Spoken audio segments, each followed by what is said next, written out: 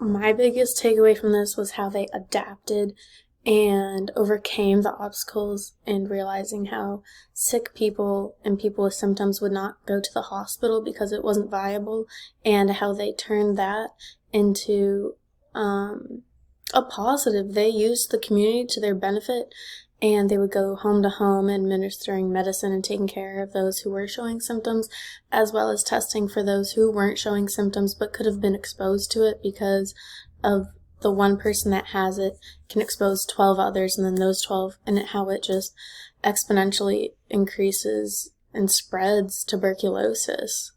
They acknowledged that their original plan was not capable of reaching their desired outcomes. They adapted to that, and I think that was my biggest takeaway from it all. The situation I'm aiming to improve is developing a deeper connection in my relationship with my fiance. We are currently long distance, and I had no idea what the outcome would be. I worked with my fiance. I didn't want to bring any third parties into it, so we could focus solely on each other, ourselves, and the other person. And I didn't want other factors influencing it. I wanted our thoughts to come from our own minds and not influenced by others. For the experiment, I held myself accountable for setting boundaries and standing my ground, which isn't something I usually do in the past. Definitely pushed each other to step outside of our comfort zones with asking questions and taking time to respond to make sure it came across correctly. Because usually, since we are long distance, when we do get to talk, we only want to talk about the good things in our day-to-day lives as well as our relationship. My measures of success would have been how these conversations ended, where they led to, and how we express ourselves, how we act and react from the conversations, most definitely.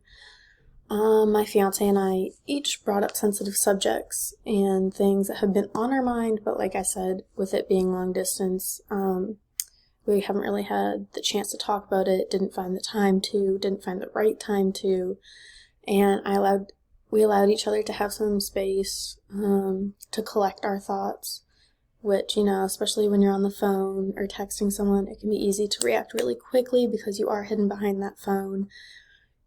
But instead, we realized that at the end of the day, we are humans, we're going to have emotions, and we wanted to be able to communicate as well as possible, and we needed those little breaks to, make sure we were getting the point across. I would say our conversations were extremely successful because we both pushed each other out of our comfort zones. He expressed himself more emotionally and expressed his thoughts and feelings very well. And I didn't shut down in the aspect of I felt like he was attacking me or something. I stood my ground. We both validated each other and understood where each other was coming from. We acknowledged where we were coming from and the reasons why we were saying the things that we were. I surprised myself by this a lot.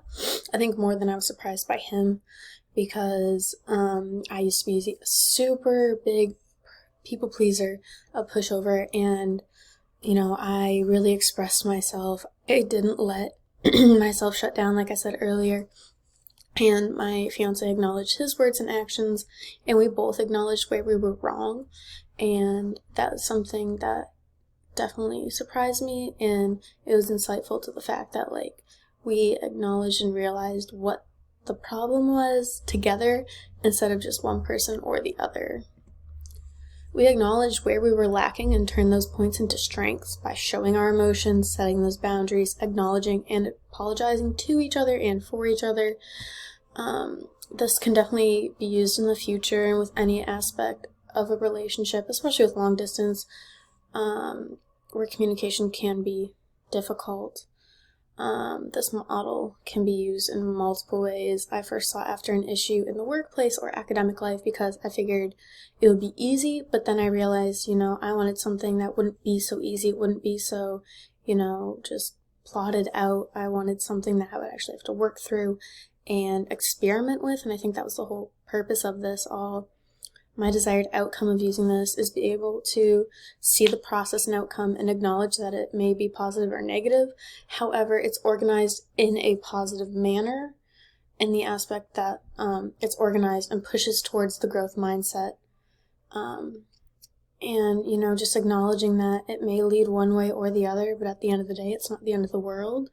And it's all about pushing towards that growth mindset. And I want to incorporate this in my academic life, my social life, my work life, my relationships with my friends, my family, and my fiance, and just see where it goes to. It may be positive or negative, because it still leads to answers, and whether it's the answers that we want or not, it's still